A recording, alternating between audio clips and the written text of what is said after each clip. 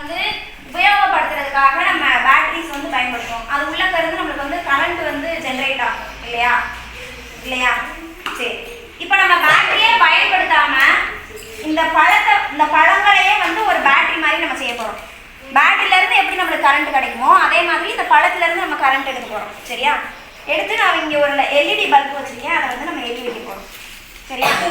சரி, இப்போ அது வந்து நான் 2 வகையான பழங்கள் எடுத்திருக்கேன். ஒன்று வந்து தக்காளி பழமும் இன்னொன்று வந்து எலுமிச்சம்பழமும் நான் எடுத்திருக்கேன். சரியா? இது வந்து நீங்கள் ஒரேடியாக தக்காளி பழமும் எடுத்துக்கலாம், இல்லை எலுமிச்சம்பழம் மட்டும் தனியாக கூட எடுத்துக்கலாம். சரியா? எப்படி வேணாலும் நீங்கள் எடுத்துக்கலாம். இப்போ இதை தாண்டி வேற என்ன பழங்கள் எடுக்கலாம் அப்படின்னு பார்த்தோம்னா, நம்ம லாஸ்ட் டைம் அமிலம் காரம் படிச்சுக்கோங்க. ஞாபகம் இருக்கா? நம்ம எதுலாம் அமிலம் இருக்கும் நம்ம சொல்லிக்கோமா? அந்த அமிலம் இருக்கிற பழங்கள் எல்லாமே நம்ம பயன்படுத்தலாம். சரியா? அதுலயுமே ஜூஸியா இருக்கும்ல, நல்ல சாறு அதிகமா இருக்கும்ல, அந்த மாதிரியான பழங்கள் எடுத்துக்கிட்டோம் அப்படின்னா நம்மளுக்கு ஈஸியா கரண்ட் வந்து கிடைக்கும். இப்போ எடுத்துக்காட்டு நான் சொல்றேன், ஆப்பிள்லயும் நம்மளுக்கு ஆசிட் இருக்கு, அமிலம் இருக்கு, தக்காளி பழத்துலயும் அமிலம் இருக்கும். சரியா? இது ரெண்டுத்துல எது வந்து சாறு அதிகமா இருக்கும்? தக்காளி பழத்துல தானே சாறு அதிகமா இருக்கும். அந்த மாதிரி சாறு அதிகமா இருக்கிற மாதிரியான பழங்கள் எடுத்துக்கணும் அப்படின்னா நம்மளுக்கு ஈஸியா கரண்ட் கிடைக்கும். இல்லைன்னா எப்படி வந்து கரண்ட் வந்து போகும், இல்லைன்னா கிடைக்கிறதுக்கே லேட் ஆகும், அந்த மாதிரியான விஷயங்கள் வந்து இருக்கும். சரியா? ஸோ அதனால ஜூஸியா இருக்கிற மாதிரியான பழங்கள் வந்து நீங்க எடுக்கும். சரியா? நம்ம வந்து இங்க தக்காளி பழமும் எலுமிச்சம்பழமும் அடிச்சோம். சரியா?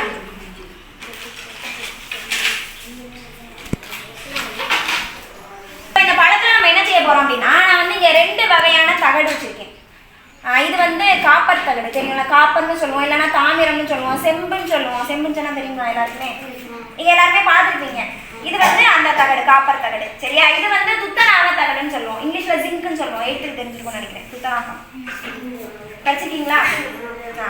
இதை வந்து மெயினா என்ன பர்பஸ் யூஸ் பண்ணுவாங்க அப்படின்னா, இந்த இரும்பு பொருட்கள்லாம் நம்ம தண்ணி கூட சேர்த்து வச்சோம்னா துருப்பிடிச்சிரும்னு சொல்லுவோம் இல்லையா? அப்போ துருப்பிடிக்காம இருக்கணுன்றதுக்காக அந்த இரும்பு பொருள் மேல துத்தநாகத்தை வந்து முலா மாதிரி பூசணும் அப்படின்னா துருப்பிடிக்காதுன்னு சொல்லுவாங்க. சரியா? ஸோ அந்த பர்பஸ்க்காக தான் நம்ம யூஸ் பண்ண போறோம். சரியா?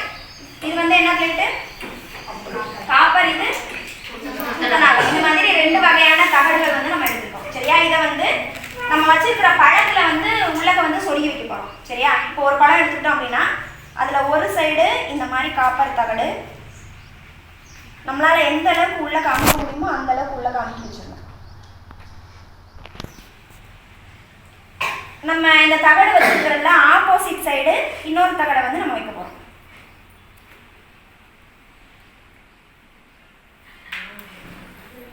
இது 2 கனெக்ஷன்ல இருக்கணும் அப்படின்னா எந்த அவசியமுமே கிடையாது. இது 2 தொடர்ந்து உள்ளக்க அப்படின்னா எதுவுமே கிடையாது. சரியா? தெரியுதா எப்படி வச்சுக்கோங்க?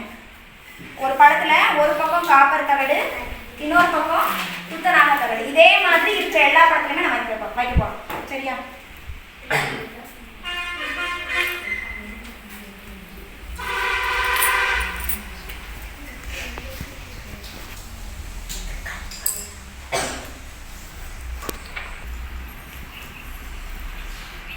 இப்போ என்ன இருக்கு இல்லையா?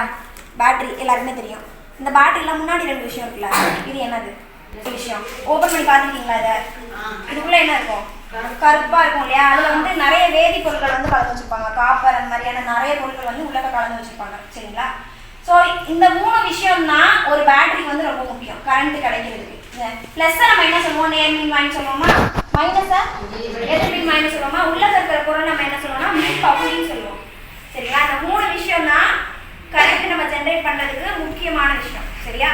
இதுல வந்து நம்ம 2 தகடு பார்த்துக்கணும் இல்லையா? காப்பர் தகடும் துத்தநாக தகடும். இதுல துத்தநாக தகடு வந்து பிளஸ்ஸா இருக்கும், நேர்மின் வாயா இருக்கும். காப்பர் தகடு வந்து மைனஸா இருக்கும், எதிர்மின் வாயா இருக்கும். சரியா? இதுல மின் பகுதியா என்ன இருக்கும்னு பார்த்தோம்னா நடுவுல இருக்கிற ஆசிட், உள்ள அமிலம் இருக்கும் இல்லையா? அந்த அமிலம் தான் மின் பகுதியா இருக்கும். சரியா? ஸோ இது எல்லாத்தையுமே நம்ம கனெக்ட் பண்ணி தான் நம்ம வந்து கரண்ட் வந்து கொண்டு வரணும். சரியா? இப்போ இதுல பிளஸ் மைனஸ் இருக்கு இல்லையா? ஸோ அதே மாதிரி நம்ம ஒரு பிளேட்டையும் இன்னொரு பிளேட்டையும் கனெக்ட் பண்ண போறோம்.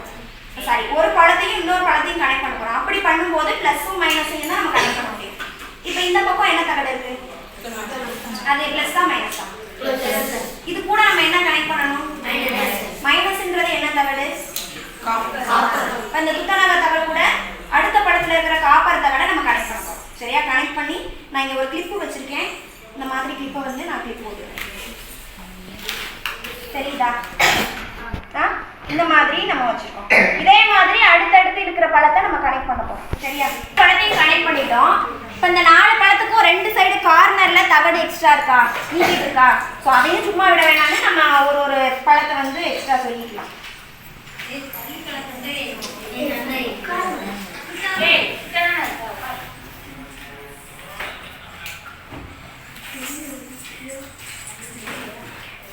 சரி, ஓகேயா? நம்ம கனெக்ட் பண்ணி முடிச்சிட்டோம். இந்த கனெக்ட் பண்றதுல யாருக்குன்னா கடைசியா இருக்கிற தகடுல நம்ம வயரை வந்து கனெக்ட் பண்ணி போறோம்.